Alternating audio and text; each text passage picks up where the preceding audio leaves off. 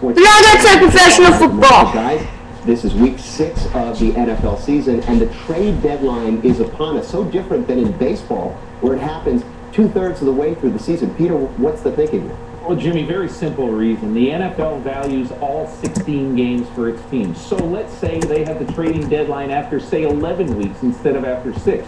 You're the Kansas City Chiefs. You're 1-10. You're sitting there. You're saying, hey, let's trade Brian Waters, get something for him. Let's trade Larry Johnson. Let's trade Dwayne Bowe and build up next year's draft choice. Then the NFL fears you're playing the JV the last 4 weeks. They don't want that to happen. Yeah, and Peter, the difference this year, there are 6 or 7 teams that are legitimately in a position where they can throw in the towel. So we may see that happen. You have other teams out there, Jimmy, that may be feeling a little desperate that if we don't get some help now, we may not be there next year, the coach and the GM, to use those draft picks. And one of those teams that might be a little bit desperate, Cleveland.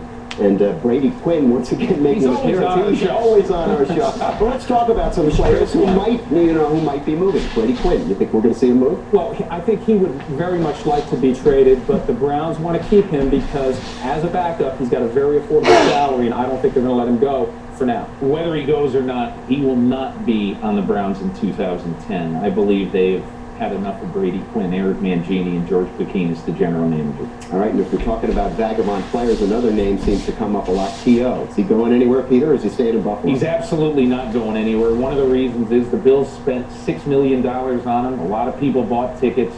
And the Bills, even if they lose against the Jets on Sunday, do not view this season as having thrown in the towel. And nobody else other than the Bills wanted T.O. when he was available. The Bears are the team that's mentioned and the most. The Bears haven't even called the Bills about him anyway. All right, let's talk about Sean Merriman, a guy who has had some injury problems. He's also had some off-the-field issues, although they proved to not necessarily be what they were first reported to be. Is he going to stay in San Diego? See, Jimmy, here's the thing about Sean Merriman. You trade for Sean Merriman. Who are you trading for? The great pass rusher of 2 years ago, or the guy who can't stay healthy now?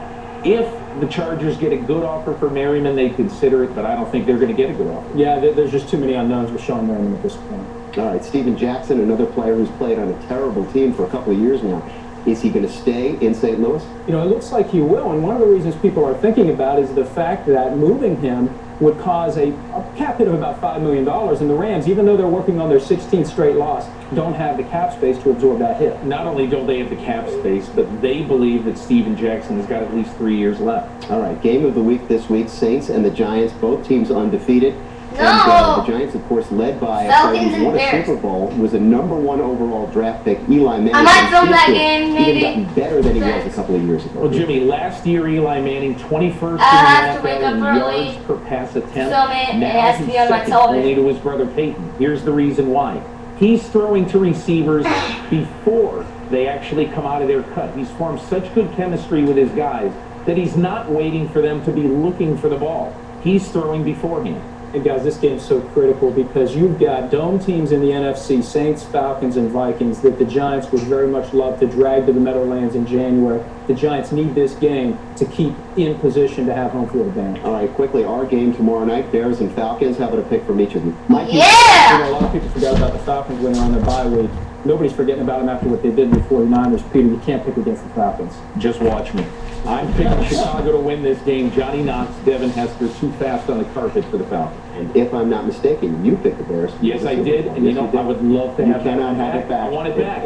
And a reminder, the best way to keep up with the NFL is to follow Mike on Pro Football Talk at NBCSports.com.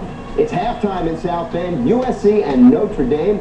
We'll get you right back to Tom Hammond, Pat Hagan, and Alex Flanagan for the second half after these messages from your... That's part 3 of the halftime report, so I hope this makes. So yeah, bye!